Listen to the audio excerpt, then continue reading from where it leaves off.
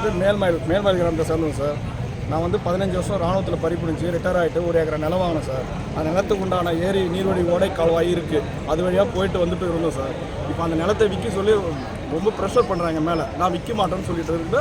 அது ஏரி ஓடை புறம்போக்கு இருக்குது, அதை வந்து ஃபுல்லாக பிளாக் பண்ணிவிட்டு இது ஏரி புறம்போக்கே இல்லைன்னு சொன்னாங்க. அதுக்கு உண்டான மனுக்களை நான் கொடுத்து முறையாக நான் வந்து அதை வந்து அளந்து என் மொத்த டாக்குமெண்ட் இருக்குது. ஆர்ஐ தாசில்தார் டெப்டி தாசில்தார் வந்து அளந்து இது ஏரி புறம்போக்குன்னு சொல்லியாச்சு, வீடியோவில் சொல்லியாச்சு.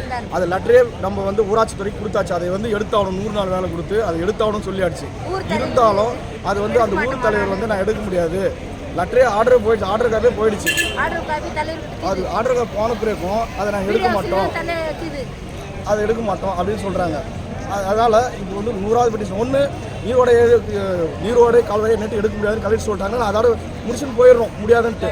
இல்லை வேலூரில் சென்னையில் வந்து கோயில் கட்டியிருந்தாலும் சரி, பில்டிங் கட்டியிருந்தாலும் சரி, நீரோடை ஆக்கிரமிப்பு அகற்றுறதுக்கு ஆர்டருக்கு சட்டப்படி உரிமை உண்டு, ஹைகோர்ட்டில் ஆர்டரு. மற்றபடி ஓட எதுவும் புறம்போக்கு இருந்தால் அது வந்து பட்டா மாற்றி கொடுக்கலாம், அது ரூல்ஸ் இருக்குது, எனக்கு தெரியும். நீரோடை ஆக்கிரமிப்பு அதை வந்து கம்பல்சரி பட்டா கொடுக்க முடியாது, யாரும் ஆக்கிரமிப்பு பண்ண முடியாது. அதுக்கு தாண்டி உண்டான வழியை கொடுத்தோன்னா அந்த வழியாக நான் போயிட்டு ஓய்வு பெற்ற ராணுவ வீரர் வந்து ஒரு ஏக்கர் நிலத்தில் நான் விவசாயம் பண்ணுவேன்.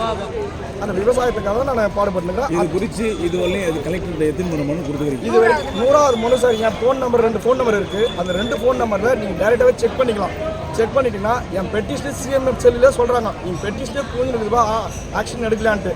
இல்லை சார் மேடம், நான் எக்ஸசைஸ் பண்ணி சென்னையிலே ஒர்க் பண்ணுறேன். இதுவரையும் அந்த மனு மீது நடவடிக்கை எடுத்துக்கிறாங்களா? நடவடிக்கை எடுக்கிறாங்க சார். இப்போ வந்து நீங்கள் வந்து ஆறு அளக்கணும்னா அழுதுட்டு போயிடுறாங்க, எடுக்கிற வேலை எந்திரன்றாங்க. வீடியோக்கில் போனால் நான் ஊராட்சி கேள்வி கொடுத்துருமா எனக்கு தெரியாதுன்றாங்க. ஸ்டேஷனுக்கு அதே வேலை நான் போனால் அடிக்கிட்டு வராங்க. ஸ்டேஷனில் இருந்து கொடுத்தா இது வந்து வருவாய்த்துறை டிபார்ட்மெண்ட், நீ வருவாய்த்துறை பாருன்றாங்க.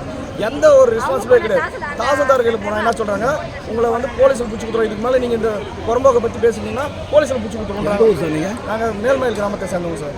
எந்த தொகுதி அது? கேவிக்கு போன தொகுதி. இப்போ கலெக்டர்கிட்ட சொன்னீங்களா? கலெக்டர் நாங்கள் போய் மூஞ்ச பார்த்தா கலெக்டர் தெரிஞ்சிடும்.